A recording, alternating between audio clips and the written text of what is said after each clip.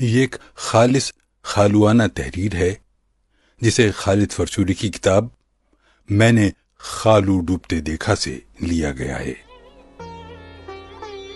اس حقیقت سے انکار نہیں کہ عورت شادی سے پہلے خالہ اور پھوپھی بن سکتی ہے، مگر چچی اور ممانی جیسے مراتب پر فائز ہونے کے لیے شادی کرنا لازمی ہے۔ اسی طرح مرد بھی بغیر شادی کے صرف کسی کا ماموں یا چچا تو بن جائے گا، مگر شادی کا لڈو کھائے بغیر دنیا کی کوئی بھی طاقت اسے پھوپھا یا خالو نہیں بنوا سکتی۔ ویسے آپس کی بات ہے، خالو بننا کوئی قابل فخر بات نہیں ہے۔ خاندان کا سب سے غیر ضروری آدمی خالو ہی ہوتا ہے، کسی کام کا نہیں ہوتا۔ سارے کام تو آپ کے چچا اور ماموں کر رہے ہوتے ہیں۔ بطور خالو انسان کی ساری زندگی سسرال میں پروٹوکول کی آس میں ہی گزر جاتی ہے۔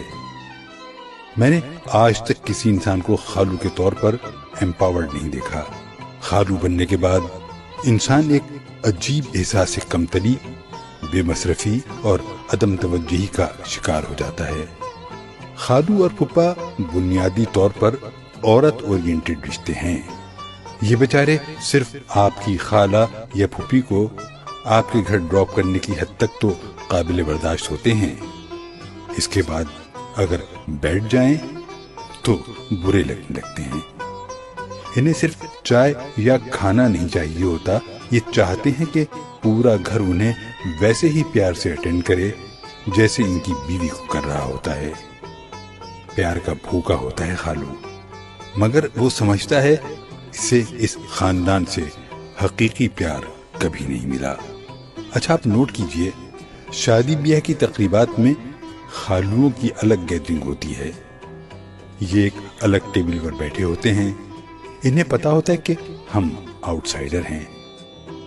یہی احساس محرومی خالوؤں کو چھوٹے موٹے موڈی پن کی طرف لے جاتے ہیں۔ خالو پیدائشی طور پر ایسے نہیں ہوتے، زمانہ انہیں اگنور کر کر کے ایسا بنا دیتا ہے۔ قدرت کی ستم ظریفی ہے کہ خالو بننے کے بعد اس سے وہ امپاورمنٹ بھی چھن جاتی ہے جو اس سے پہلے بطور چچا یا ماموں وہ کسی اور گھر میں انجوائے کر رہا ہوتا تھا۔ میرے خیال میں تو دنیا کے تمام خالوؤں کو کسی فقیر کی بد دعا ہے۔ خالو سونے کو ہاتھ لگائے تو مٹی بن جاتا ہے، خالو سے اسی لیے کوئی کام نہیں لیا جاتا۔ زیادہ سے زیادہ رشتہ فائنل ہو جانے کے بعد خالو کا دل رکھنے کے لیے اسے لڑکے کی انکوائری کا کام دے دیا جاتا ہے۔